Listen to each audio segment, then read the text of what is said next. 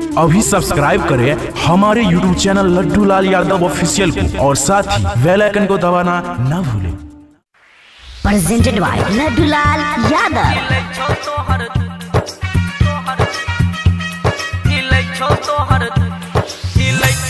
माँ Gayatri recording studio.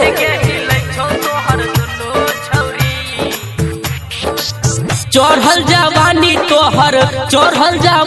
तोहर लागे छौ फाइट गे हिलै छौ तोहर दुनू छौरी गे हिलै छौ तोहर दुनू छौरी जब हेडलाइट गे हिलै छौ तोहर दुनू छौरी।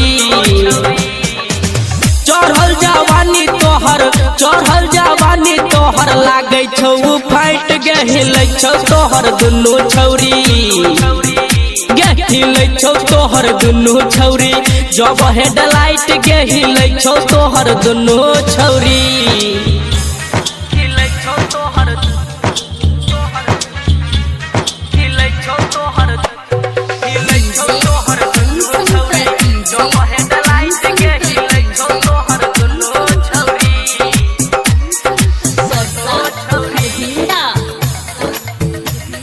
नमरी लले चाहे गुरकी लले 2000 गे लेकिन अपन देखा देना तू मीना बाजार गे। हाँ नमरी लले चाहे गुरकी लले 2000 गे लेकिन अपन देखा दे तू मीना बाजार गे। चोली में राख भले 10-20 के खुला गे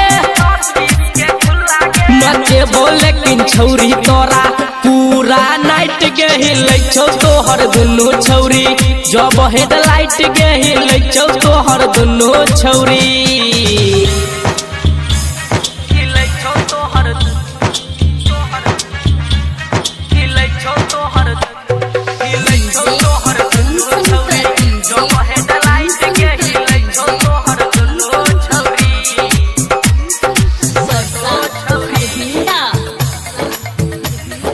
तू छौरी बंगाली तोहर गजब छौ चाल गे छुआ दे न हमरा तू गोरे गोरे गाल गे।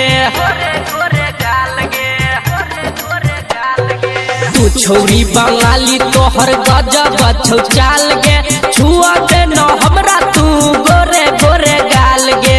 लड्डू लाल कहो तोरा धर्मेंद्र ल जाई गे चले बाजे ना छौरी तू छौरा में फाइट गे हिलै छौ तोहर दुनू छौरी जब हेडलाइट गे हिलै छौ तोहर दुनू छौरी। चढ़ल जवानी तोहर लागे छौ फाइट गे हिलै छौ तोहर दुनू छौरी गे हिलै छौ तोहर दुनू छौरी जब हेडलाइट गे हिलै छौ तोहर दुनू छौरी। Presented by Laddu Lal Yadav.